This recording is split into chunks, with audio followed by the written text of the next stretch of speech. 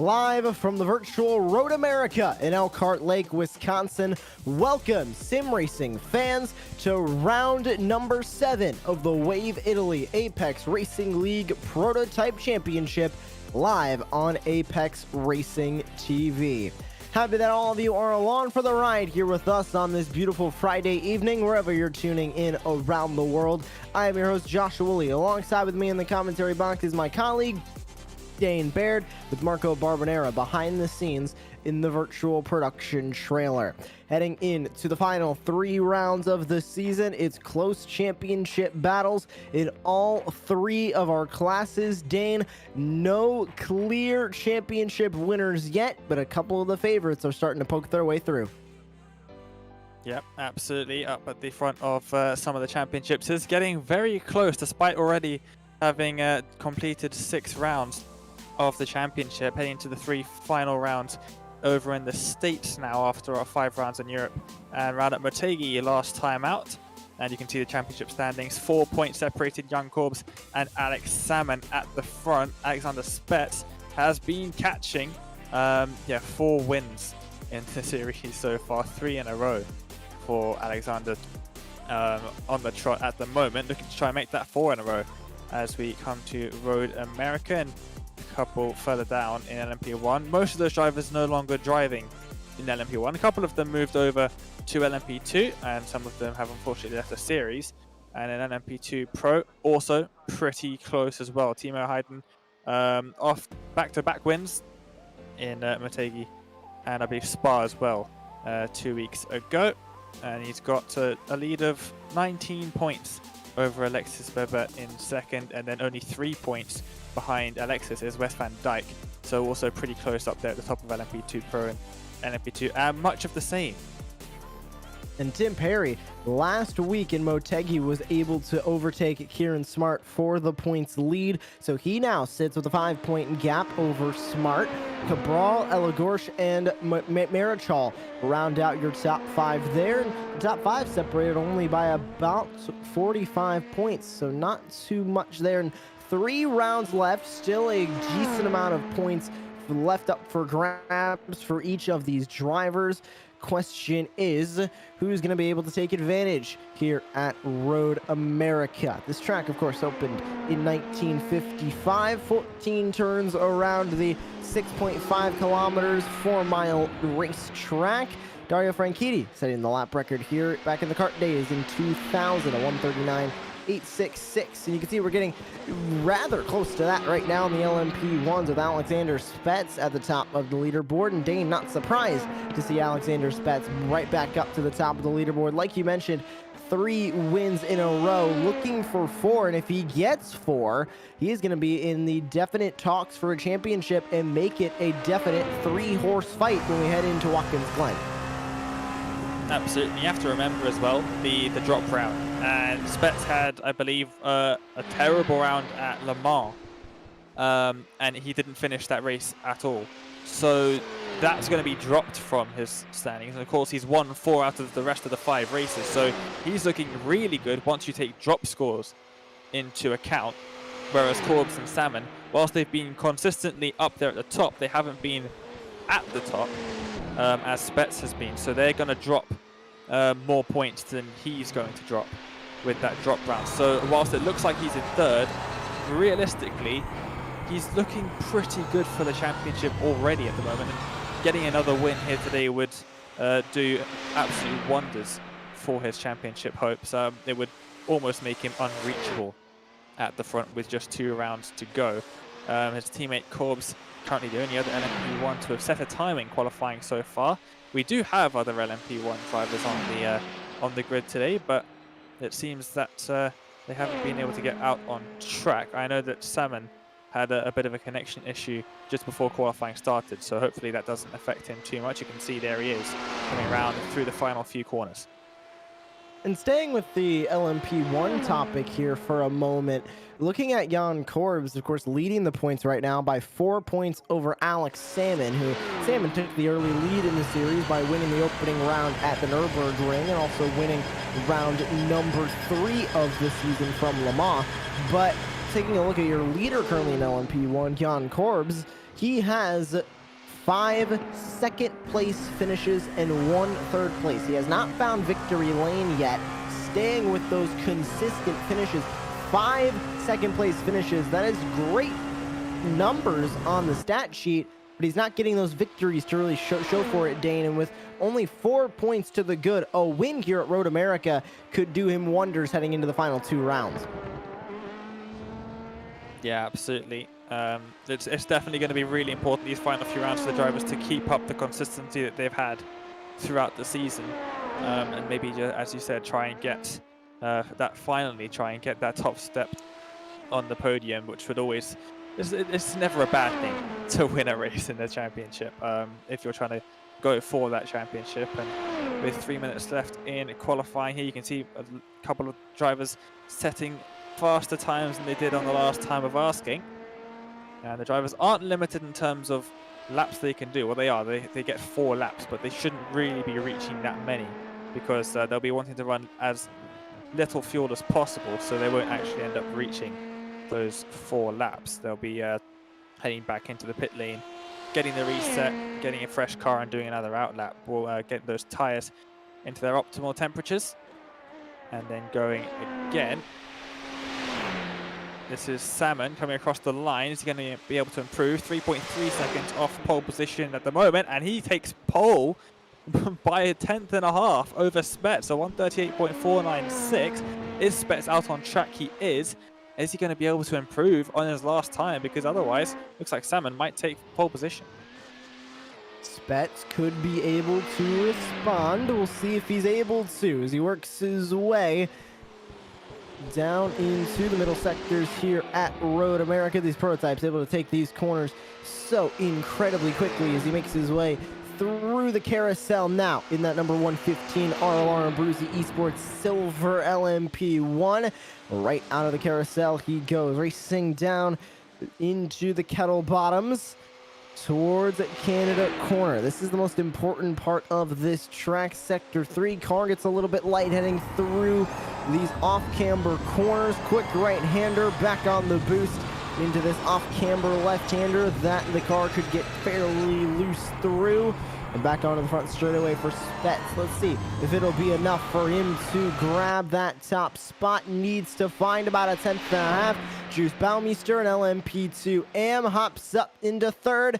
And Korbs hops up into 2nd, but there goes Spets right back to the top of the charts. 138.409. He found the 1/10 and a half and a couple more 100ths of a second to grab that lead back.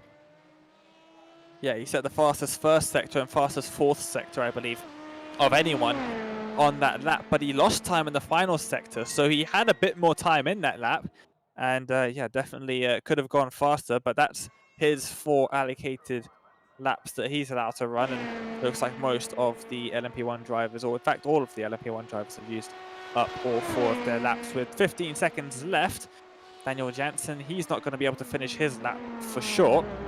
Heading into Canada corner now, using all of the curb on the exit. The curb does change to a much thinner curb strip halfway through the exit of that corner, and there's a big bump as that transition occurs, which can it can do wonders for your floor damage. It can really ruin the floor of your car, especially in the LMP2s. They are extremely sensitive to that kind of thing. So yeah, it's worth staying off of that second part of the curb and heading over to the right-hand side, which is where you'd want to be for the next corner anyway, as the grid is now up on the screen. And Alexander Spets grabs another pole position, and along with the wins he has gotten in the last 3 rounds, this is, I believe, taking a look at the stats, his 6th pole in a row. He's gotten pole every single round except for the Nürburgring, so he's continuing that as well. And he also has a 5 streak of fastest laps in the race. Let's see if he can make that 6 here today. They'll start alongside Alex Salmon on the front row with Jan Korbs, your current LMP1 points leader. In third, Andrew Thompson, rounding out the top 4 for LMP1. Then we make our way down into LMP2 Pro. Only 4 cars there, 2 of them taking time. That'd be Timo Heiden and Wes Van Dyke starting there on row 3. You gotta go all the way down to 13th overall to find Erajus Jomontas, and then all the way down to 20th overall to find Julien Boutet for Devotion Sim Racing. Those are your 4 for LMP2 Pro, 4 in LMP1, 4 in P2 Pro. All of the other 13 drivers you'll find in this race are a part of the LMP2 AM class division. Kieran Smart will start on the pole for Track Scotland. Jason Marichal for Devotion Sim Racing to his outside. Juice Baumeister, Tim Perry, your current LMP2 AM points leader, and Jackson Bell for Bell Autosport rounds out your top 5. So 21 drivers getting ready to take the green flag as you see the last half of our field there. 21 drivers ready to take the green flag here at Road America. The first lineup behind the iRacing.com official pace truck. Take 1 pace lap of the 4-mile track here in Elkhart Lake, Wisconsin, and then we'll be off and away for round number 7 of the championship. 70-degree air temp in Fahrenheit, 72-degree track temp in Fahrenheit. Dan, I'm sure you can also translate that over to Celsius for all of our friends elsewhere other than the United States, but fairly cool track temp and a fairly early start to the day. Sim time as well, only 7:22 in the morning. Yeah, it's pretty early, which is great for the drivers because they'll have a bit more grip. Road America isn't the grippiest circuit. It has very similar characteristics to Motegi from last week. Pretty slippery stuff. So the fact that it's early in the morning is going to be really good for the drivers. Just checking what the temperature is in Fahrenheit, in Celsius even, because I don't even know how the conversion works. I don't think anyone really does from Fahrenheit to Celsius. But yeah, 22. So pretty cool. 18 is the lowest that iRacing allows the track to go. Hopefully that will be changed soon, because I think the second that like feature of iRacing is changed is like the first hint that we'll get wet weather, which would be awesome. Because you can't really end up having 18 degrees Celsius track temps with rain, because the rain will cool it down considerably. So yeah, I think if they're going to add rain, which they said they have, and I can't wait for, especially in like endurance race, I think that would be really cool. But yeah, hopefully they'll be able to get under that 18 degrees. But it is 18. This is the lower limit, so 22 is pretty close to that. So the drivers will be thanking the fact that we are racing early in the morning, although they might not have got much sleep. And we are looking now at the LMP2 leaders, who are leaving a pretty substantial gap to the back of the LMP1 field. Wes Van Dyke. Yeah, he's actually got a bit of a gap to the rest of the drivers behind. They're going to try and catch up for a minute. But a long old pace lap here, plenty of time for them to get some heat into the tyres and the brakes and stuff, and make sure everything is working as they hope. And there you can see the 4 LMP1 drivers lined up behind the pace truck. They're going to be heading into the carousel now, turns 9 and 10. This track, of course, known for the NTT IndyCar Series, known for the NASCAR Xfinity Series, Arca Menard Series. This year, the NASCAR Cup Series will be making its first debut here at Road America. It's become a staple around road racing in the United States, and branching into NASCAR at that. This track, very well known and also deceptively tricky. It can look a little bit easy from the outside looking in, because it is majority 90-degree corners until you head into this last section of this racetrack, pretty much from Canada Corner down into turn 14. But deceptively tricky. Track limits can be huge. Not a lot of runoff area in any of these corners. Off-camber corners can also trip these drivers up, but as Dane mentioned, of course, being a little bit slippery on that tarmac, these drivers will need to be very careful here today. An hour is on the clock for today's race, and for round 7 of the championship, we'll be ending off the season at Watkins Glen and at Daytona after a 2-week break. We'll be back here for Watkins Glen in round number 8, taking a week off for week 13 next week, and then we'll be back in 2 weeks' time to finish it out with the remaining 2 rounds of the championship. Drivers need good days here at Road America to be able to be in contention for the championship. Can Alexander Spetz go 4 in a row? Can Timo Heinen go 2 in a row? And who will branch into LMP2 and victory lane? Pace car into the pit lane, and the lights are on. We're underway for the virtual Road America, and a great start for Alexander Spetz to grab that lead early on. Can Jan Korbs make the move happen early on? He doesn't make it into one. Loose off track goes Spetz hard into the outside wall. I have to completely say, misses turn 1. I don't know what happened there. It looked like a lockup, but then his steering wheel was pretty straight. Could have been a technical failure, but once you're in the gravel, there's no stopping that car, especially at such high speeds as you are into turn number 1. But that is huge, not only for the race, but for the championship as well. Heiden takes the lead into turn 1, also runs wide. You don't want to be heading through there first. And there is Spetz just in front of this pack now with no front of the car. Kieran Smart moves up into amateur lead, and Marichal off as well on the outside, and Spetz is going to pull over and let the entire field pass. Probably the smart move now. Smart has just got, Heiden has just got past, and Van Dijk has actually gone back up into the lead in LMP2 Pro. Jan Korbs leads Salmon, and oh, there's a big pile-up happening into turn number 4. Looks like Aaron Smith involved along with a handful of others. One car around early on. That's Timo Heinen in the 296. Not the day he needed to get started here. He's going to fall all the way back now to 18th and around 15th in class with the LMP2 cars. But up front, it's Jan Korbs after that strange spin out lock up from Alexander Spetz. He will need to bring it down into the pit lane. This could open the door for Jan Korbs' first win of the season, but Alexander Spetz, who sits there in second place, Alex Salmon, who sits there in second place, hasn't won since Le Mans in round number 3 of the championship. He's looking to get back to victory lane, but Jan Korbs pulling away slightly on the first lap, trying to grab his first win of the season and extend now his points lead, because of Alexander Spetz being out of this race day and at least way down the order, not really in contention for the win unless a miracle happens now. He's going to be out of contention for the championship as he needed a good day here to really stay in it. He's going to have to rely on a drop week and hopefully mistakes from more drivers in the last 2 rounds. Has just had a huge moment out of the final corner there, going all sorts of wide, all sorts of sideways as well. Just about managed to hold on to it, but did lose a couple of positions as the driver's still trying to sort themselves out. And Jones is going to go up the inside of Helleguak, who's just run wide, actually hits the barrier there as well. Will get some damage to the car as well, so really not a great run through turn 1. These braking zones are causing trouble for the driver, and Spetz in the final few corners has run off again and back into the wall, I believe.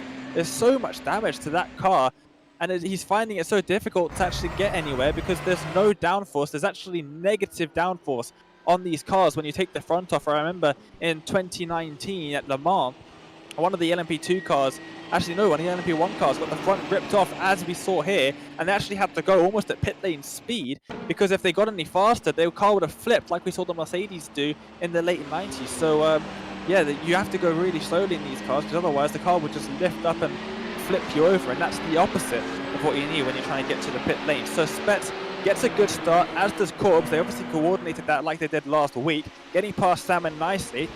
And now here into turn 1, the lockup, the slide, and then straight into the barriers. It wasn't a technical failure. He just had no control over the gravel. That is unfortunate for Alexander Spetz. He's now going to be all the way down the order, sitting in pit road to grab those repairs. 19th overall now on the track. 2 retirees in the pits already. Juice Baumeister and Jason Marichal will tow it back. We'll see if they'll end up back on the track. But 4 minutes down, 2 laps now in the books for your race leaders. And Wes Van Dijk able to grab the lead of LMP2 Pro as Jillian Boutte, Timo Heinen, and Ergis Jomontas all having issues to start the day. Here's the replay of what happened back in the LMP2 field, heading into turn number 5, down the moraine sweep. Hard on the brakes was the 342. of Aaron Smith slammed into a handful of other drivers. Timo Heiden went around going up the hill. I believe another one of those LMP2 drivers was Matthew McBride, who got some damage from the 342. Diving back into turn number 5 on the outside is Jillian Boutte trying to work his way around Craig Jones, and around is going to go, I believe that was Craig Jones around coming out of turn 5. Yeah, I'm not entirely sure who it was, yeah, but someone's gone around. Oh, Marin Carl's gone around for Devotion Sim Racing, actually letting a couple of his teammates pass. Devotion have got quite a few cars in this championship. Corb still leads then, 0.3 of a second is the gap between himself and nearest championship rival Alex Salmon, now down to 1.5, and you can bet yourself that Salmon is going to try and make something happen down the straight, back straight, in towards turn 4, which is actually turn 3. Now he's putting to the outside. Corbs defends the inside into turn 4. He's going to have to try and go for the cutback. He does try to go for the cutback. Is he going to be able to make it work? No, he's not. He'll have to stick in second for the time being. Flash of the headlights, trying to put off the German in front. But Corbs probably not going to succumb to that pressure, as they have a 10-second gap to Thompson behind. No need to look behind. Sam is going to try and put all the pressure in the world on the driver in front.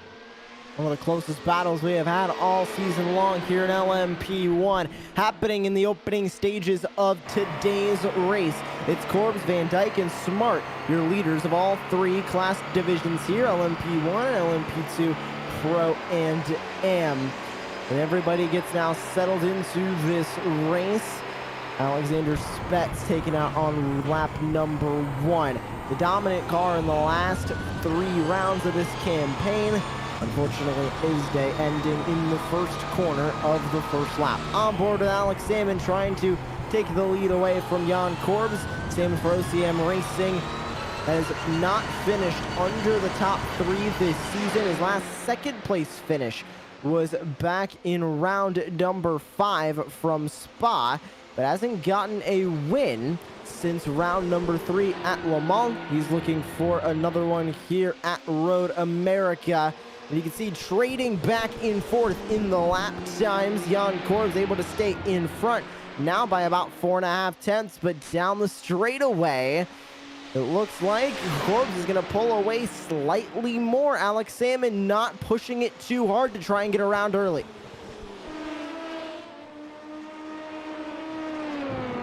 Yeah, he has a long race still ahead of him, so there's no need to try and make moves too quickly, of course, especially up at the front. There's no drivers getting away from you.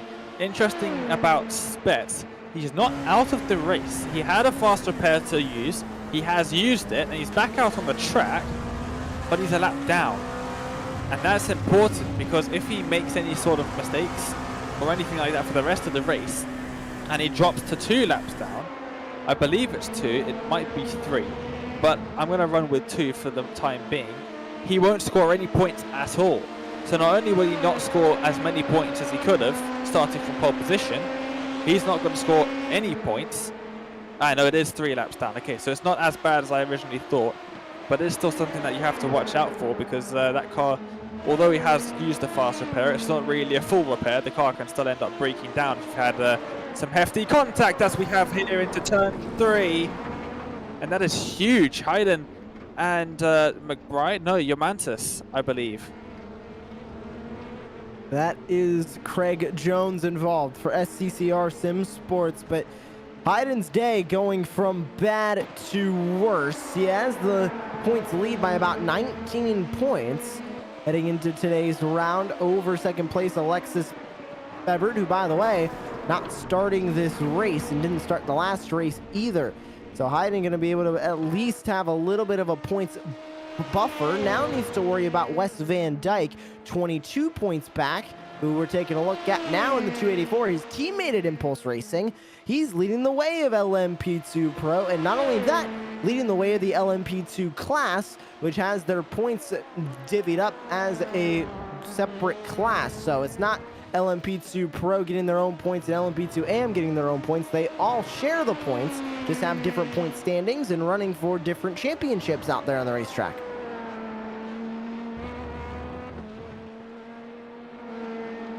And the the LMP2 Pro field, not quite as large as the LMP2 AM field, I think it's safe to say. But yeah, they do end up racing each other quite often in those two classes. So yeah, the AMs definitely don't feel inferior to the Pros at all. They end up making moves of them all the time throughout the series, as we've seen. Janssen now in the 334, he's trying to get past of Maas, and he does so successfully. The two Dutch drivers swapping places into turn number 1. Good move there from Janssen, and he is now up into 5th in an MP2 AM. He's grabbed a bit of dirt up from the exit as well, which you can do. The curbs aren't very high off the ground here.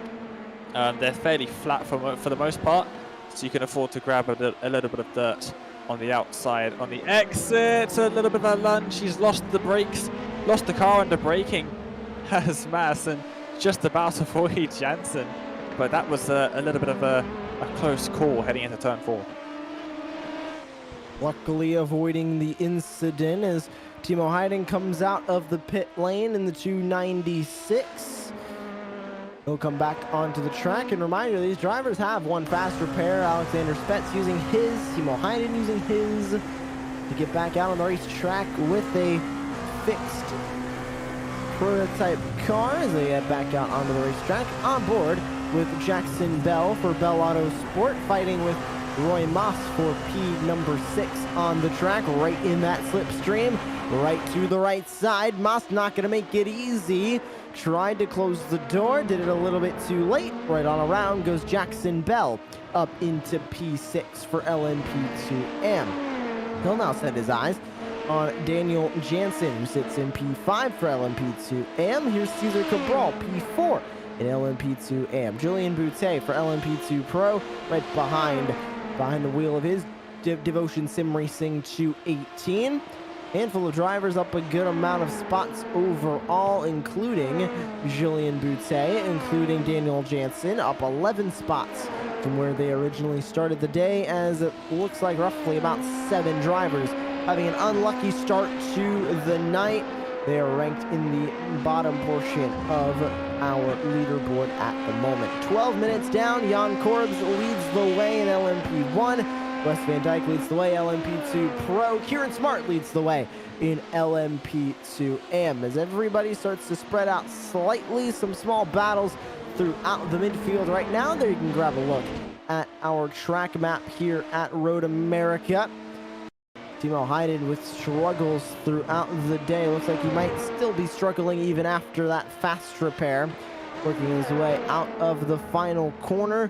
And again, one of those deceptively tricky corners, just got on the gas a little bit too much on exit, Dane, and that led him right into the grass. Luckily, didn't go around, just kicked up some dirt and right back onto the track he went, but still not exactly the day Timo Heiden is wanting right now, as he's ranked all the way back in 16th overall. Alexander Spets has retired from the race, so I'm not sure if there was any more damage. I think he's just had enough, really. Yeah, he is out. No crash, I'm being told. So it looks like he's just retired from the race, not having the best of afternoons or evenings here at Road America, and that is pretty crucial for the guys fighting for first position out on track at the moment of Korbs and Salmon, because their championship hopes have just been made slightly easier with the removal of Spets from the race. That's now 2 races Spets hasn't finished.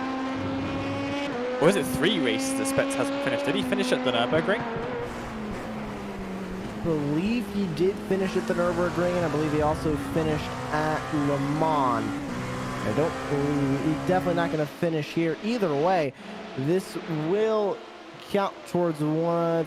He has had 3 finishes outside of that top 3. This is going to be the 4th time he has finished outside of the top 3. And when he finishes in the top 3, he also finishes on the top step of the podium for LMP1. He has victory lane, so this is going to break that 4 streak that he was looking for. At a streak of 3 wins, was looking for the 4th, and had a streak of 5 poles and fastest laps going And unfortunately, that is also going to end. He was on the pole, so we'll keep the pole streak going. Definitely not going to keep the fastest lap going, though. He was fastest in sectors 3 and 4, it looks like, at one point during the race. Not anymore. As the fastest lap currently of LMP1 belongs to Gian Corbs, who leads the way, 139.92 seconds. But up front, the gap has spread out between your two leaders of LMP1. It was a little bit closer a couple of laps ago. Now sitting about 1.2 seconds in between your top two, Jan Corbs and Alex Salmon. Another ARL Bruzy eSports Silver versus OCM Racing battle, but this time, instead of Alexander Spetz versus Alex Salmon, it's Jan Corbs versus Alex Salmon at the front of LMP1. Gap in LMP2 Pro, about 12 seconds. Those two drivers, Wes Van Dyke and Julien Boutet, got rather separated through the LMP2 AM traffic. LMP2 AM slightly close together. Kieran Smart and Tim Perry, the two that have been the most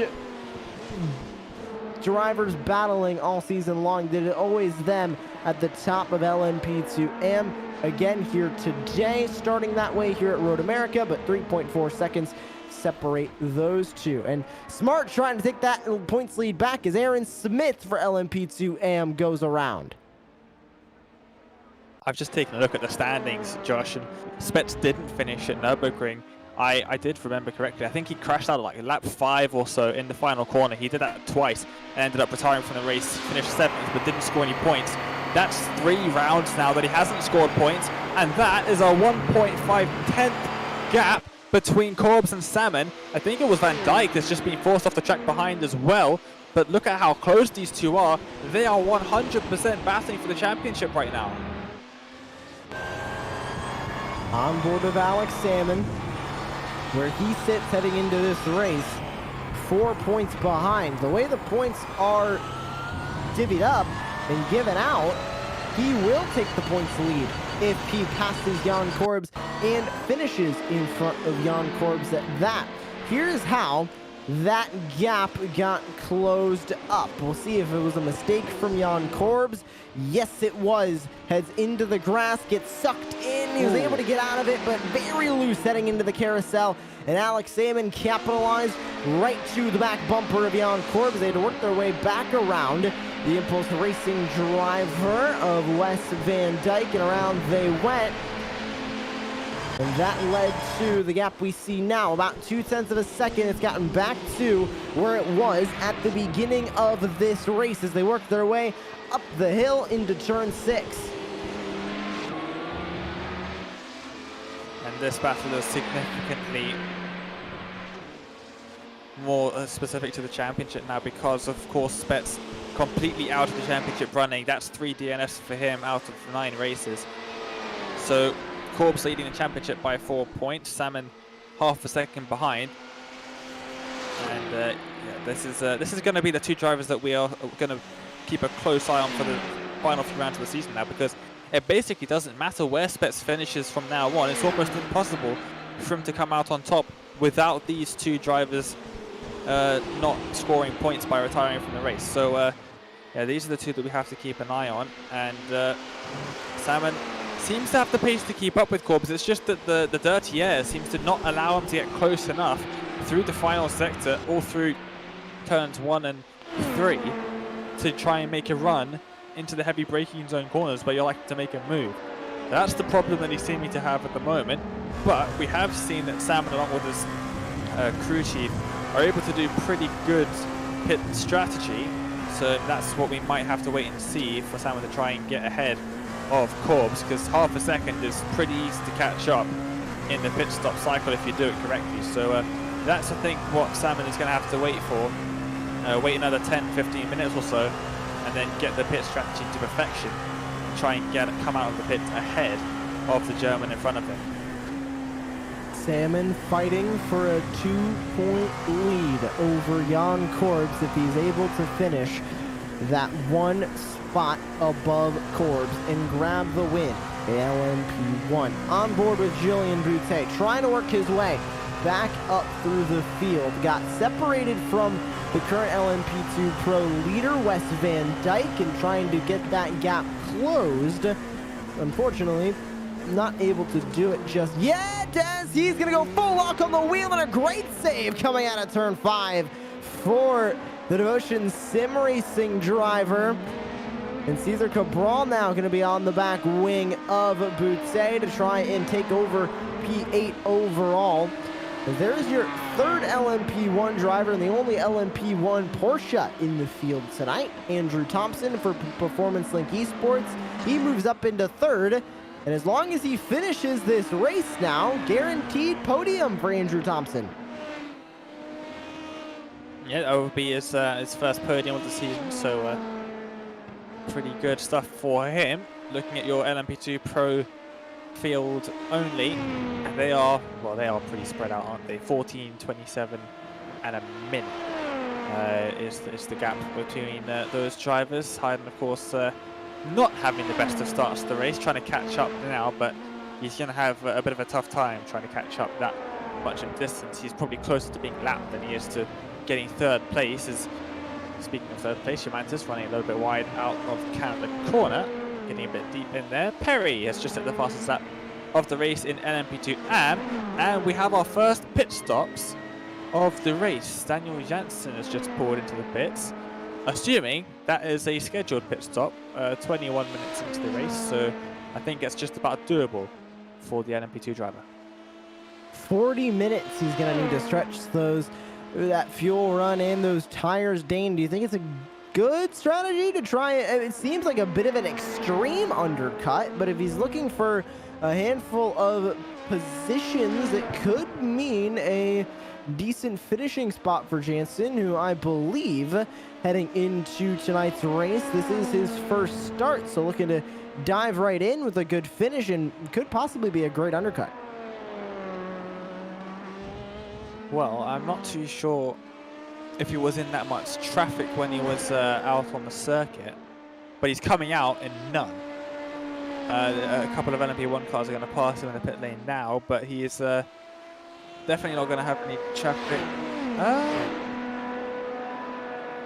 He's up on the jacks, and I don't know what's happening there because he's spinning the tires. They're not letting him down. Has he taken tires? He has.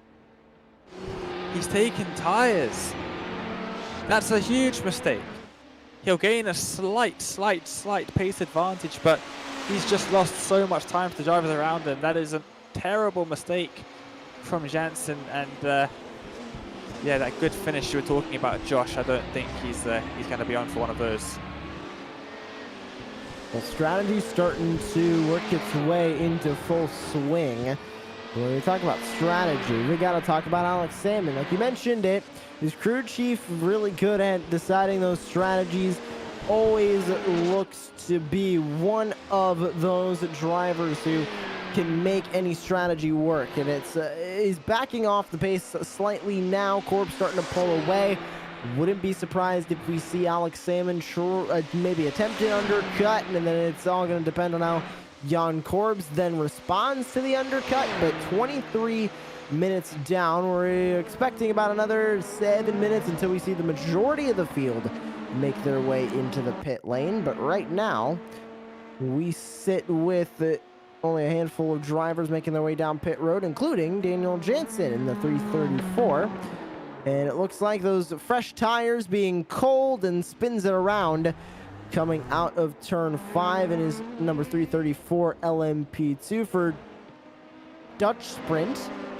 He's back on the track, P10 in LMP2 AM right now, looking to work his way further up the field as Roy Moss tries to catch up to Erajus Jomantas, or pulls away from Erajus Jomantas, or at least is trying to. Last time by 157.7.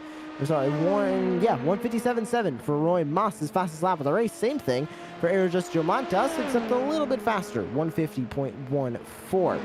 Dane, we've seen over the last couple of rounds, Jomantas really stuck in traffic.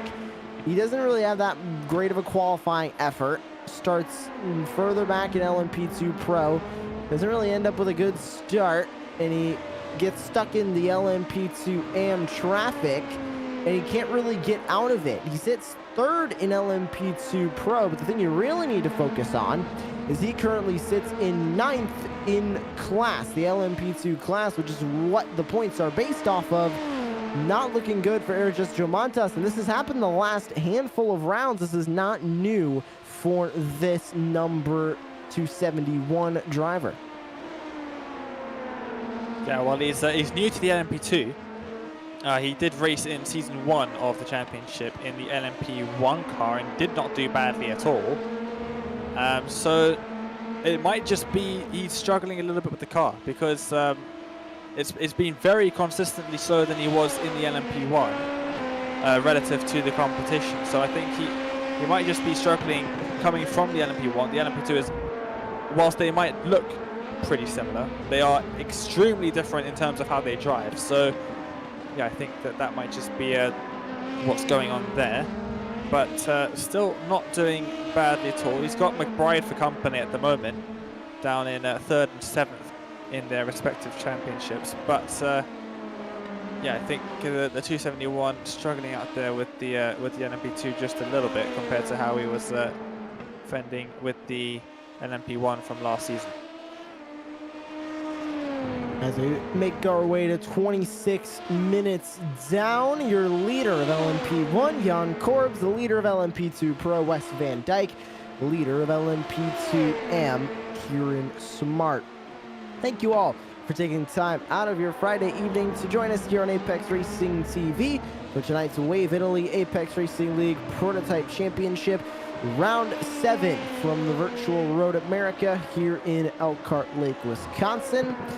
And we would like to thank Virtual Racing School for all of their support for Apex Racing TV. They offer everything to improve your on-track performance with 50+ data packs for both road and oval racing, along with setups, track guides, data analysis, software, and one-on-one coaching. For more information and pricing options, head to www.virtualracingschool.com as we grab a look at Matthew McBride in the 318. Going right on by the 271 of Ergis Jomontas. That'll put Jomontas now back into 10th in class and still stay in 3rd in LMP2 Pro Division, but losing a bit of time now to Matthew McBride, but gaining a little bit to Timo Hayden, Timo Hayden gaining a little bit of time on Jomontas further back as Hayden tries to rebound off of a lap number 1 incident. Also, we'd like to really quickly thank Apex Racing Academy. 29 data packs to improve your performance in the sim, complete with setups, track guides, weekly group coaching sessions, and more. The Apex Racing League is also integrated with Virtual Racing School. You can check out all pricing options and more information on our Apex Racing Academy at apexracingac.com. If you're enjoying the overlays that you're seeing here on the broadcast, all provided by SDK Gaming. SDK Gaming allows you to stream to Twitch with the most complete overlay on iRacing at a virtual live HUD, timing towers, enhanced relative boxes, mini-maps, fuel calculators, and more. As we take a look at Jackson Bell making his way through the carousel, slaps into the grass a little bit on entry. And on exit, looks like doing the same thing, a little bit too much on the grass. All 4 wheels going right off in the 399 for Bell Autosport, staying in 5th in LMP2M. If you want to check out SDK Gaming, www.sdk-gaming.co.uk for pricing options and more information. And, of course, we need to thank the lead sponsor of the championship, Wave Italy. Wave Italy's mission is to offer the best experience in driving simulation to an even broader audience, with the aim of conveying the thrill of a real race to passionate and professionals of eSport and sim racing. We offer extremely performing and realistic devices, also suitable for corporate or private events, an unforgettable immersive driving experience. Wave Italy are providing the overall winner of LMP1 their choice of the high-end Wave Impetus Imola or Wave Impetus Monza sim pedals in a color of their choice. Overall winner of LMP2 gets a half a day of professional coaching at the Wave Italy Professional Training Center in Verona. To get 5% off any product at waveitaly.com, use the code APEXRACING5 at checkout. Nearing halfway done now with today's race and nearing the green flag pit stops here at Road America. Jan Korbs leads the way in LMP1. Wes Van Dyke leads the way in LMP2 Pro. And Kieran Smart leads the way in LMP2M. We go on board with Hans Blancourt trying to get by Julien Boutet for the 4th spot in the LMP2 class. Just backing out there for a second into the braking zone. Didn't want to send it too wide as we reach the halfway point of the race now. Salmon's dropped back from Korbs a little bit. 2 seconds now is the gap up in front, but they have a good almost a minute lead over Thompson in 3rd. Personal best being set by the 2 LMP2 division leaders on that last time by, both extending their advantage, I believe, on that last lap. So still setting good pace out there in LMP2 just before the Korbs is in. cycle Sam's starts. in. Yeah, the pit cycle has just started for LMP1 as they're now into the pit lane. So this is where we're going to see who's got the better pit stop crew, because normally we would see them, well, at least Salmon, we would see him take a different pit strategy, but not this time. He comes in at the same time, which is interesting. We will have to see. And we'll also see if Andrew Thompson is going to choose to make his way into the pit lane yet, or if he'll stay out on the racetrack. Alex Salmon with a box that is a little bit further up than Jan Korbs. Obviously, Salmon starting in P2 on the day. We'll see who's going to make their way out of the pit lane first. It is Korbs out and away incredibly quickly. Salmon stuck in the pit lane. Now he goes. And that's going to be a solid 2-second loss. He's down to 4.5 seconds. That is disastrous for Alex Salmon, losing even more time on the racetrack. I don't think with Salmon's crew around him that they've miscalculated that. I think Korbs might have put in a bit less fuel to try and save and try and keep that gap up. I think that might be what Korbs has done. I don't think that Salmon's hit it straight on, has overfueled by that margin. I feel like it's more likely that Korbs is slightly underfueled is what's happened there. So that's going to be interesting to see heading through the rest of the races. Salmon going to be able to catch up. He's caught up a little bit already. He wasn't too far behind now, and he is catching all the time. So this is going to be interesting. Still basically half the race to go, so it's nowhere near over for Salmon. But we'll have to wait and see in terms of that battle. This battle, though, is happening right now. Matthew McBride getting past Mass, heading into turn number 1, gets the move done before they go side by side through turn number 1. He moves himself up into 6th. Joe Bobtus made his way into the pit lane in the background there in that camera angle. And as they came down the front straightaway, now on board with Roy Moss, trying to grab his way back up into the mid portion of the LMP2 AM field. Currently sits in P7. Quick look down to the inside. Not going to go for the dive, as everybody still needs to come into the pit lane. Only 2 that have pitted is Korbs and Salmon right now. Germantas came in during this pit cycle. Everybody else came in a handful of laps ago or off of incidents on turn number 1. So they'll still need to make their way back into the pit lane. At least most of them will, as there's Germantas making his way out of the pit lane. So waiting on majority of your leaders to come in as Marichal goes back off track for the Devotion Sim Racing. Bad day turning worse for the 376. Here's exactly what happened. Downhill, hard braking zone. Too much power, and right into the gravel and grass he goes. Did well to keep that out to, as we saw on lap 1. Many drivers heading their way straight to the wall in some of those heavy braking zones, as Van Dyke, from the lead of the race, comes down into the pit lane. So it'll be interesting to see where he comes out relative to the rest of the LMP2 Pro class, because he had a healthy gap, but of course we've seen bigger gaps ruined by bad pit calls. So we'll have to wait and see where he ends up coming out, as he's still there in the Impulse Racing 284. Oh, he's taking tyres. That is not a good move for Wes Van Dijk in the 284. This will lose him the lead of LMP2 Pro. Of course, assuming we still have Julian Boutte and Timo Hayden to come in. I believe now the gap between himself and Boutte, it will not be enough for him to come back around and grab the lead, especially with Timo Hayden now sitting in P2 of LMP2 Pro. Devotion Sim Racing 218 still needs to make that pit stop, but that is disastrous for Wes Van Dijk. He could have just thrown away his possible second win of the season here in this championship.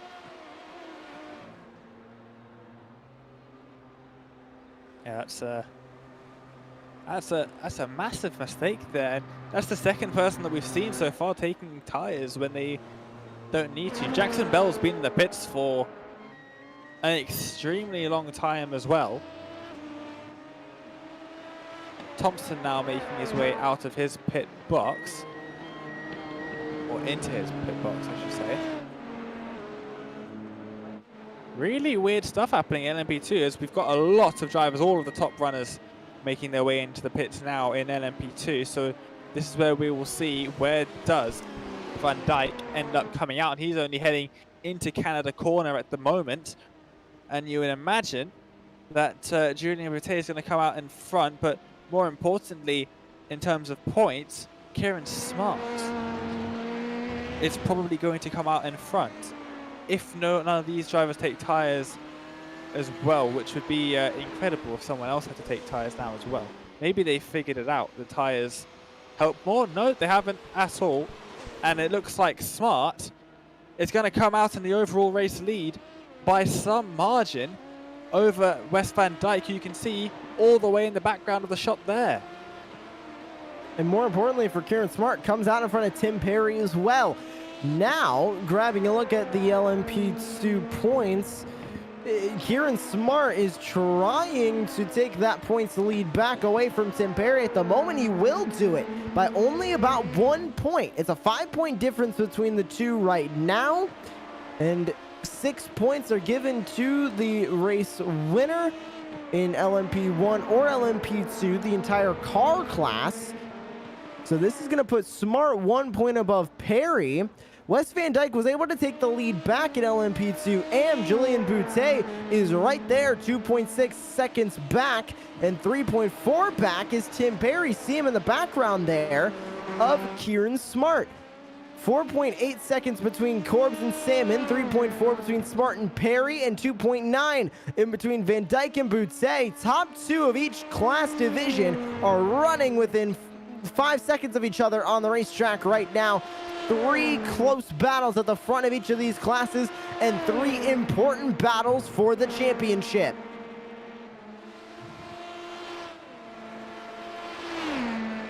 It's really started to heat up now. 20 minutes left in the race.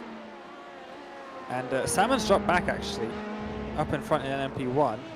Oh, Wes Van Dijk has run a little bit wide there, but Salmon's dropping back, which is interesting. He's just lapped Andy Thompson in third, but unless Thompson falls 3 laps down, which doesn't will do anytime soon, then it does look as though he'll be keeping that third and final step on the podium in terms of points.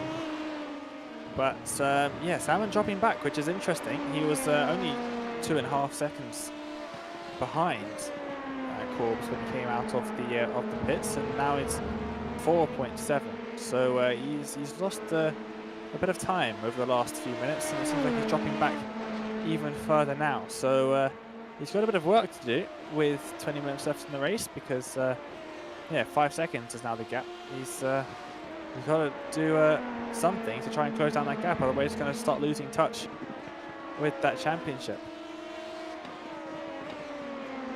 And speaking of losing touch of the championship, we need to mention Timo Hayden, because Hayden came in 19 points above Alexis Febert, who admittedly didn't start last week, also not starting this week. Hayden went 2 in a row in the win column at Spa and Motegi, and then heading into tonight, was trying to go 3 in a row. He sits in 4th in LMP2 Pro. More importantly, sits 11th when it comes to the points. Wes Van Dyke, who leads LMP2 Pro right now, as we see Jason Marichal bring his LMP2 into the pit lane. Looks like we have a replay of Andrew Thompson as well. But looking over the points and how they're going to end up working out, as you can see Thompson go off track there in the 123 for Performance Link Esports. Sitting where he is now in 11th in class, Hayden's going to walk away with 30 points. Hayden's going to walk away with 41. So it'll be 11 points made up out of the 22. So half of the points made up from Van Dyke on Timo Hayden. And Van Dyke will hop up into 2nd place in the points. This could be incredibly important for Van Dyke as he tries to close the gap for the championship and could put him in a better striking distance heading into the final 2 rounds. Same thing with Kieran Smart and Tim Perry. Smart, where he's running right now, is going to take the points lead, and Corbs, where he's running right now, is going to extend the points lead. All of these 3 lead battles in each of our class divisions are important towards the championships of each.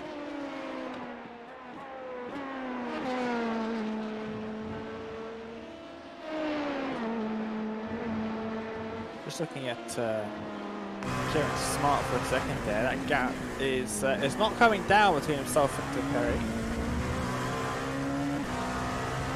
And it looks like Wes Van Dyke is right on the back of Perry, so he's going to get held up even more. And Smart might just start to run away with things here.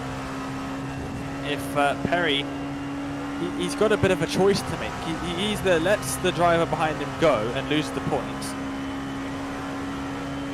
and possibly allows Wes to catch up to Kieran and overtake him, or he battles for those points and lets Kieran run off into the distance. So he's got a bit of a choice to make here. Is he going to try and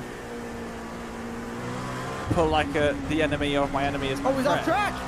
Oh, how has he saved that? How on earth has he saved that? That was all over the place from Wes Van Dyke out of the final corner. Oh, Jackson Bell off track too. I have no idea how he saved that one. Bell has done a brilliant job of saving the car when it's gone off track all day, really. He's almost been off the track more than he's been on it. Somehow he's still driving. I know if I was off the track as much as Bell has been in this race, there's no ways I'm still driving at this point. I've binned it in the wall at least 3 times, but looking at a replay of Van Dyke, he was lucky. He only got 2 wheels off the track at any one given time, so he was really lucky there. Any further off to the side, and he is definitely ending up in one of the walls, either on the outside or the inside of the circuit. But yeah, brilliant save from Van Dyke, and he didn't lose too much time either. Really lost about a 1/10 of a second, and he's pretty much gained that back. Trying to chase down Tim Perry.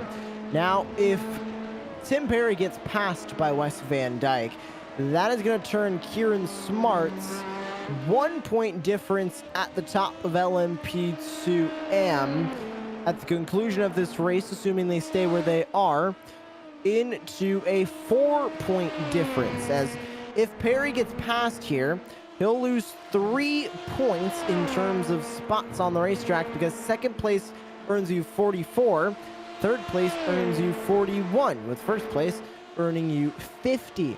If Van Dyke gets by Tim Perry, we're going to end up looking at Van Dyke gaining 44 points, Timo Hayden only gaining 30 points on the day, so it'll be 24 points made up. Or sorry, 14 points made up on that points lead for LMP2 Pro, which Van Dyke is 22 points back from at the moment. So he'll be within 8 points instead of 11 points out there on the racetrack. So it's crucial for Van Dyke to get around Tim Perry. Not exactly a deal breaker for the championship, Dane, but these small moves that they can make now that are going to be important for later on in the championship is going to be some of the championship deciders. Will they make the move now, because they know they're running out of time, not just in this race, but in the championship as well? Only 2 rounds after the conclusion of this. Yeah, Yeah, it is going to be important this round, especially heading into the final 2 rounds, not only for like the championship points and all of that, but just the confidence. Having a good round will help you heading into the next round. If you've had an Alexander Spets where he's 20 laps down out of the race, you know that you've got pretty much no chance. Even if he was in with a chance still of making a championship, wrecking out of a race on lap 1, turn 1 from pole position is going to do nothing good for your confidence levels heading into the next race. And even if he wasn't already out of the championship contention, he's basically going to be, he would probably going to be anyway, just from the mindset part of it. So that's what the drivers have to start working out now. The drivers battling for the championship, they've got to try and do stuff that will help their confidence heading into the final 2 rounds. Of course, they can't take stupid risks, but they have to try and do something to try and get every point possible at this point, especially with the championship standings being as close as they are in pretty much every single class at the moment.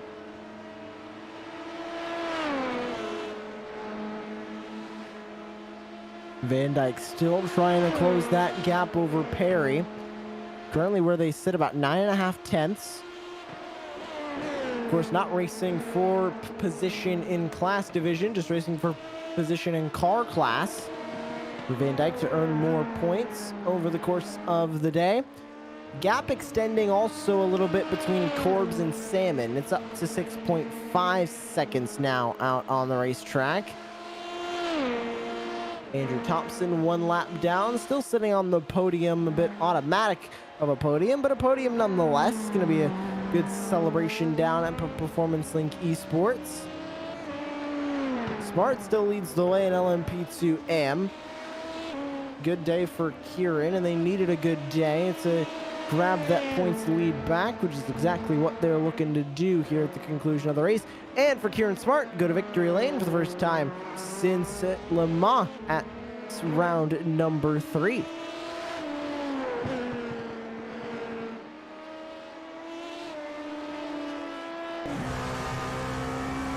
On board now, Wes Van Dijk for Impulse Racing. Gap extending about another 10th. It's up to 1.05 seconds right now. And day in the track starting to heat up. We started around 7:20 sim time. We're up to around 8:20 sim time as we near the end of the hour.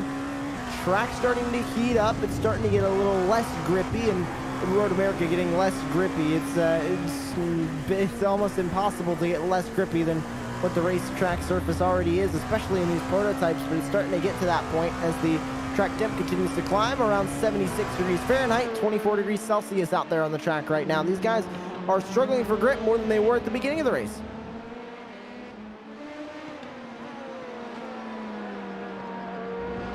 And that's getting close there to Hellebuck for a second there. Ooh.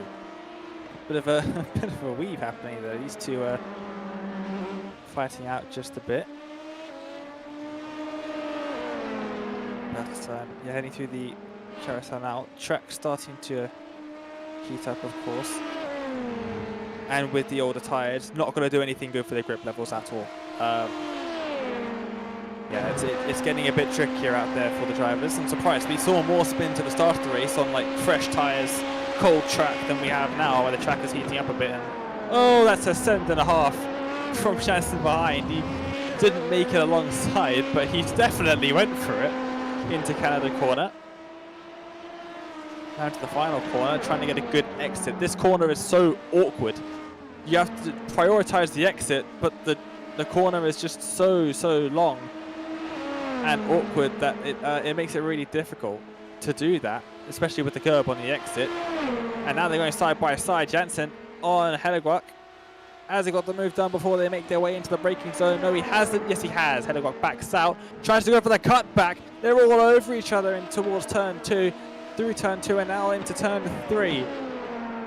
And Hellebuck has to see the position eventually, and now heading down the back straight. I don't even think he's close enough to try and make a move back on Jansen. I think Jansen's done a brilliant job there to keep on to onto the newly gained 8th place in LMP2 out. Jansen with a good start to his season here in the Wave Italy Apex Racing League Prototype Championship. His first start here at Road America, currently 8th in his division. Nothing to scoff at all, beating Hellegorsch and Marichal, who have both been competing a majority of the season so far. There's your current LMP2 AM leader, Kieran Smart. Track Scotland driver. Pretty great season so far. Hasn't finished lower than third. Has sat on the pole twice. And looking for his third win of the season and his first win since Le Mans back at round number 3. And with this as well, is trying to take the points lead. Back from Tim Perry, who's starting to close that gap ever so slightly. Only about a 10th last time by. 150.054 for Kieran Smart, a 149.94 for Tim Perry. Closing the gap slowly but surely. Running out of time, however. Less than 10 minutes now left here at Road America. If they're going to make a move, you need to make it now. If you're going to close the gap, it's time to get on that loud pedal and start closing in on the car in front.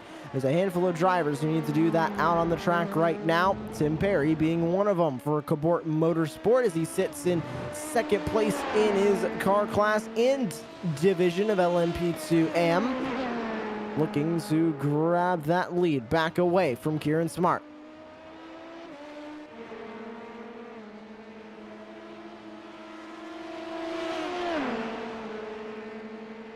Salmon dropping further back. Oh, as we've got a battle once again here. Jansen having to defend from Hellegorsch. He's trying to go all the way around the outside. Turn 4. Look at the exit he got. He had to lift off the throttle to avoid slamming into the back of the Dutch driver in front.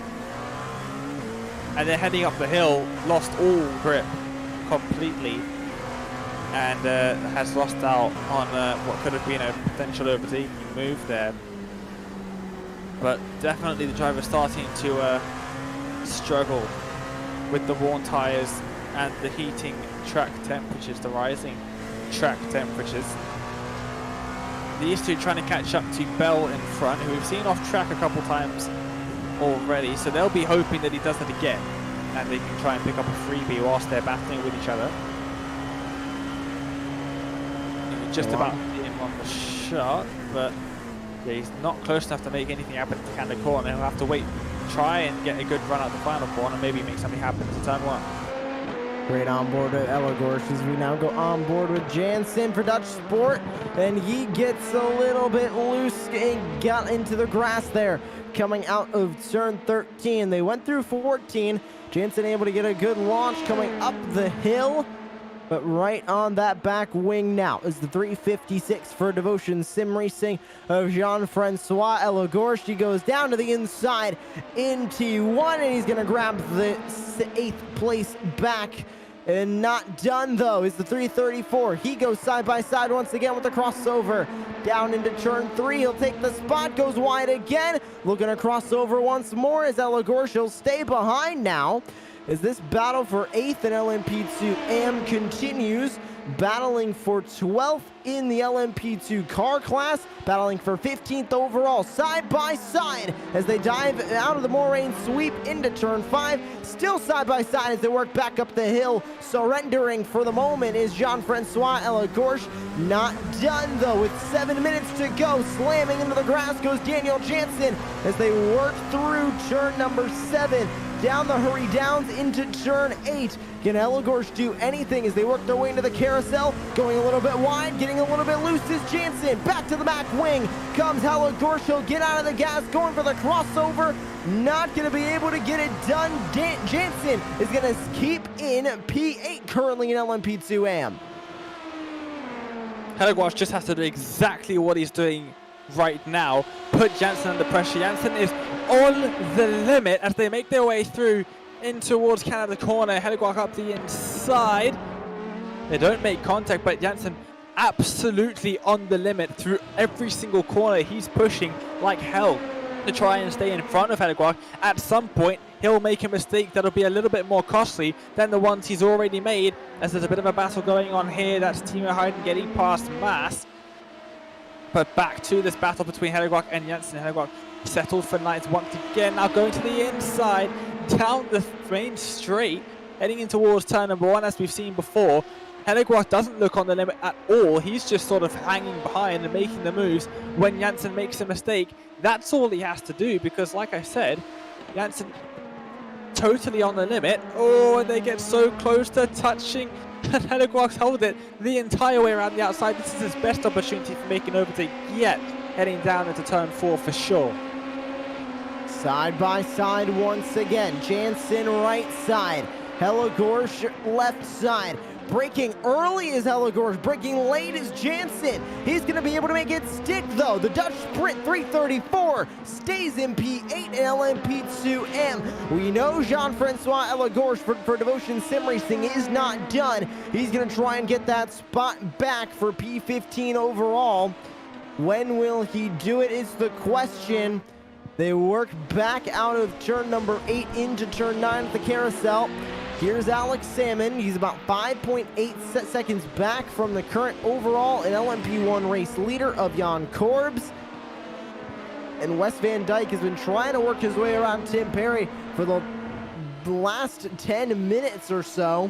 Still sits behind him, third place in the LMP2 car class, as Perry sits in second place in the car class, looking for the 44 points that he needs towards the LMP2 AM championship. But Kieran Smart, where he is right now, is going to take the points lead back by 1 point heading into Watkins Glen. Into the pit lane goes Daniel Janssen, hard on the brake, slides it in. But that 334 needing to pit, that is going to ruin the battle. That's going to ruin the finish for Janssen. He's going to fall back at least 1 spot to P9 in LMP2M. Might lose a spot to Jason Marichal, but it looks like he'll be able to stay in P9. Dan looks like he might have possibly underfueled the car and he overshot the pit lane. Yeah, he has. Oh yes, that's such a good point. Producer Marco Barbanero just let us know. He's just reminded us he was the driver who stopped right at the start of the race, like minute 20. We thought it was a bit early to try and make a pit stop, and he just found that out the hard way, unfortunately, and he has to refuel. Maybe that's why he was so on edge, trying to drive as quickly as possible, trying to get as far ahead as possible. And yeah, unless he's refilling the entire tank, he looks like he might have got a pit entry speeding penalty as well to make things just a little bit worse. Another person that we think might have underfueled is Jan Korbs, but he has the gap to save that fuel. So I don't think he's in too much trouble at the moment. I think he's definitely heading on to his first win of the season. Still a handful of laps to go this time by. Most likely going to grab 2 laps to go out there on the racetrack, and Korbs trying to go easy in. I think Wes Van Dijk is off. Yes, he is! According to the tire barrier outside of turn 8 goes Wes Van Dijk, and the Impulse Racing 284 is stuck in the gravel. That is disaster for Wes Van Dijk, and he can kiss those championship hopes goodbye. Where is that on the track? That's at the corner heading into the carousel. We've seen drivers going off there quite a few times already, and I said they've been lucky not to end up in the wall. Well, Wes Van Dijk, unfortunately, he's not one of the lucky ones, and he has found his way into the wall. Coming behind Tim Perry there on the brakes, he's totally outbraked himself, and then just how slowly he went into the barrier there. And Marco Barbera just sent us a little gif of Sebastian Vettel at the Hockenheim ring, I believe in 2019 or 2018, actually. And a very similar situation there. And Arias Diamantis out of fuel, potentially? Yes, out of fuel. Retiring back to the pit lane, will not be able to finish that lap, and will have to make his way to the pits, as did eventually Van Dijk have to tow to the pit lane. So with 1 minute left in the race, then Jan Korbs cruising to victory, it seems. But Wes Van Dijk, he was leading for so long, and then it's all fallen apart for him. And Timo Hayden for Impulse Racing, he won't go 3 in a row. We go 3 in a row in terms of poles in this division for LMP2 Pro. Won't go 3 in a row for wins, but with this, Alexis Bebert, who sits in 2nd place, not starting. Owen Carroll, who sits in 4th place, also not starting. Wes Van Dijk finishing now, ranked 16th overall. That'll be 13th in his car class as Jan Korbs comes across the start-finish line. He'll take the white flag here at Road America. We're grabbing a look at the LMP2 Pro points. It's going to be 28 points gained on the day for Van Dijk. And now Timo Hayden is going to earn 34 points on the day. So it's going to be a difference of 6 points. That means Timo Hayden gets to extend his already 22-point gap up to 28, which makes it infinitely harder now for anybody to catch up to Timo Hayden for LMP2 Pro. Dane trying to put the capitalization on the season, and I think he might have just, with 2 consistent finishes at Watkins Glen and Daytona, he might have just locked up the championship right here in Elkhart Lake. Yeah, quite possibly. And Korbs now heading through the carousel. 7 seconds to gap between himself and Salmon. Salmon looks like he might have made just a bit of a mistake there as we cut to Korbs, because the gap increased slightly. Just 2 braking zones to go now for Korbs. This is the first one to count a corner, and he makes that one successfully. Now through the left, which is flat, maybe a little bit of a lift if you want to be careful about things, and into the final braking zone of the circuit, around the final corner, and he can see the victory in front of him. Up the hill, Jan Korbs' first win of the season overall in LMP1. He breaks the 5 second place finishes to grab his first win of the season. Second car to come across the line, working their way through Canada corner. It's Kieran Smart. Smart in LMP2 AM went to victory lane at the Nürburgring and at Le Mans. It's been Julius Brown who's gotten the win at Silverstone, Spa, and Motegi. Not starting the race is Brown, but grabbing the win, it's Kieran Smart for Track Scotland, and he'll take the points lead by 1 point over Tim Perry, heading into Watkins Glen in the next round. Skirts the grass, coming onto the front straightaway, and Julien Boutet for LMP2 Pro. He gets his first win of the season as well in the 218 for Devotion Sim Racing. On board Jackson Bell. Into Canada corner. Oh, he's touched the grass on entry. That's a one-way ticket to the wall. And unlike Wes Van Dijk, he doesn't get stuck and he can carry on his merry way. And he manages to finish ahead of Janssen and Marikar. Janssen, the only person still out on the track at the moment. Actually, that's not true at all, because Roy Maas is coming across the finish line now. But other than that, it is Janssen who we are now waiting for to finish around the final corner. He goes up, and he has now got a little short trip up the crest, over the crest. And there was a bit of spluttering coming from that car. Did he maybe run out of fuel again? That would have been a bit awkward if he ran out of fuel after the splash and dash at the end there. Maybe some donuts by the race winner. And what a race it was here from the virtual Road America. Jan Korbs' first win of the season here in LMP1. He wins for RLR Abruzzi eSports Silver, and that team, RLR Abruzzi eSports Silver, will keep their streak of 4 wins in a row for LMP1. Alex Amon, Andrew Thompson round out your top 3, and Alexander Spetz, after wrecking out unfortunately on lap 1, he'll finish 33 laps down, 19th overall. Kieran Smart with a great win in LMP2 AM for Track Scotland. He grabs the win. Tim Perry in second place. Hans Blancourt, Cesar Cabral, and Matthew McBride round out LMP2 AM. And LMP2 Pro Julien Boutet grabs his first win of the season for Devotion Sim Racing. Timo Heiden in second place will keep his points lead, with Wes Van Dyke and Erajus Jomantas late race problems leads to them finishing 15th and 16th overall. There's your full race results here on Apex Racing TV for the Wave Italy Apex Racing League Prototype Championship.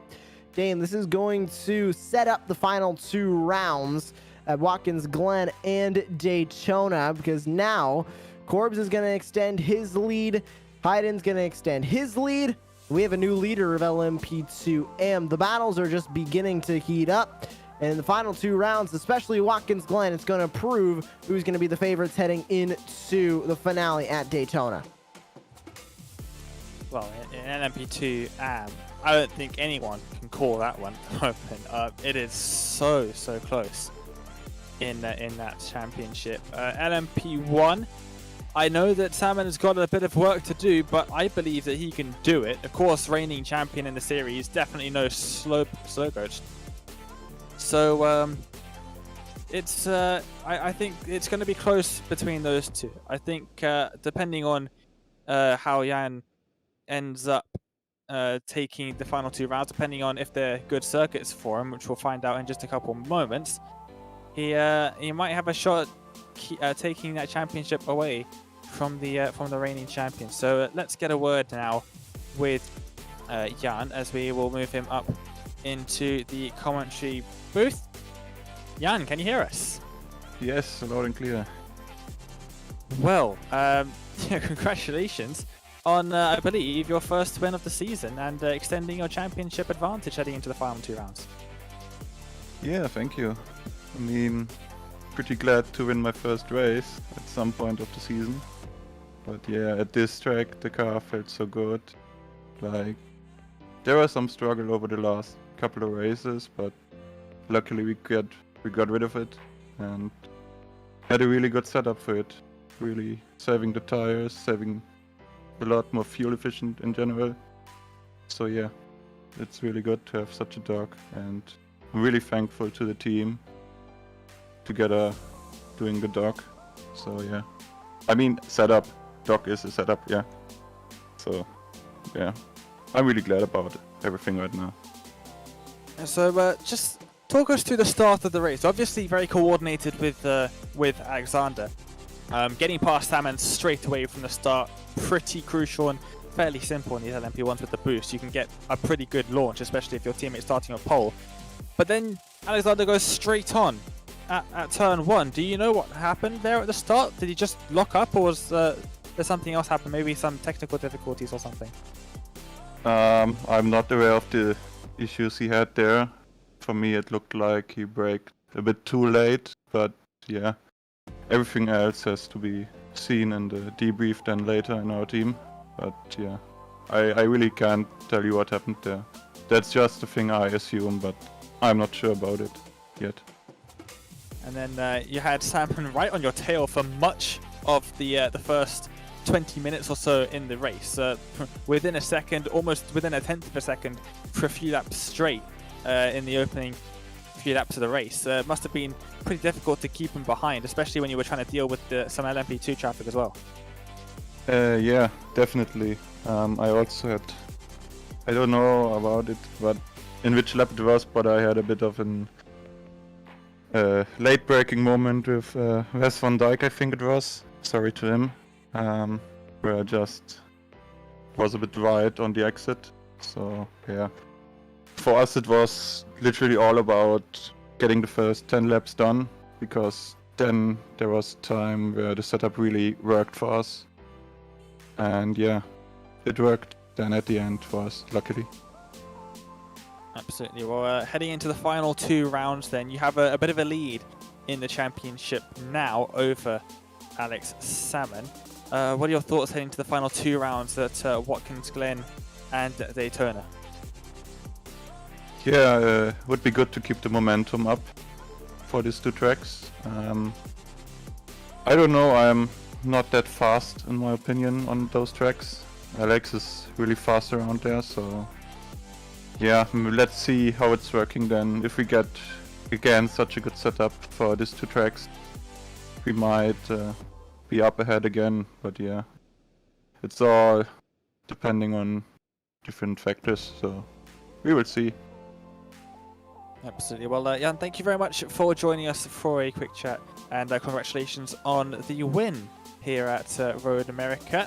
And we will see you in just a week's time for the penultimate round of the season. But before we let you go, is there anything else you'd like to add before we let you go?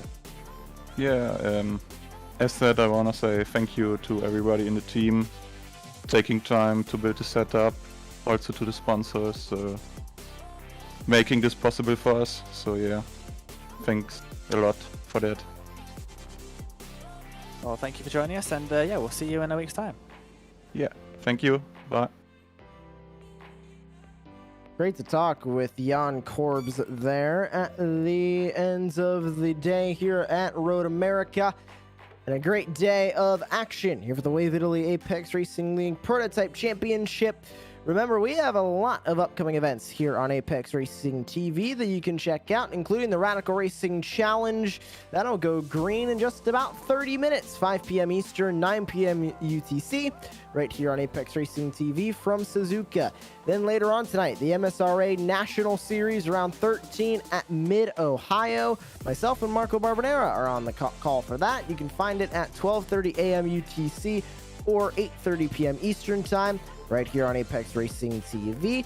Apex Racing Academy F3 VRS Super Series returns for round 7 at Monza tomorrow, 7 p.m. UTC, 3 p.m. Eastern. SRF Weekend Warriors also on Saturday, 7:55 p.m. UTC, 3:55 p.m. Eastern for round 12 at Sebring. The Formula 3.5 Championship, round 12 at Phillip Island. You can catch that on Saturday, 9:45 p.m. UTC, 5:45 p.m. Eastern. The IGP Fun F3 VRS round 12 at Monza, 8:25 p.m. UTC, 4:25 p.m. Eastern on Sunday. The iRacing Israel League returns on Monday at 7 p.m. UTC, 3 p.m. Eastern for round 13 at Monza.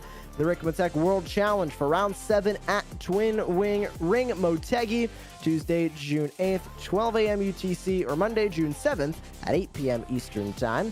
eSports Racing League for round 8 at Sonoma.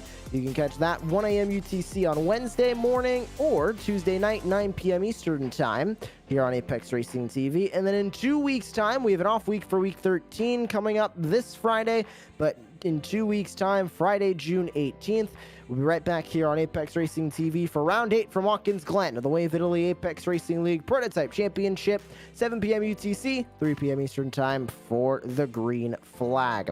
One more quick thank you of all of our sponsors: Virtual Racing School, Apex Racing Academy, and SDK Gaming, and of course Wave Italy. Their mission is to offer the best experience in driving simulation to an even broader audience, with the aim of conveying the thrill of a real race to passionate and professionals of eSport and sim racing. They offer extremely performing and realistic devices, also suitable for corporate or private events, an unforgettable immersive driving experience. Wave Italy are providing the overall winner of LMP1 the choice of their high-end Wave Impetus Imola or Wave Impetus Monza sim pedals in a color of their choice, and the overall winner of LMP2 will get half a day of professional coaching at the Wave Italy Professional Training Center in Verona. To get 5% off any product at waveitaly.com, use the code APEXRACING5 at checkout. Thank you for joining us from the Virtual Road America for round 7 of the Wave Italy Apex Racing League Prototype Championship, live on Apex Racing TV. For Marco Barbonera and Dane Baird, I am Joshua Lee, and we will see you in 2 weeks for round 8 of the championship from the virtual Watkins Glen.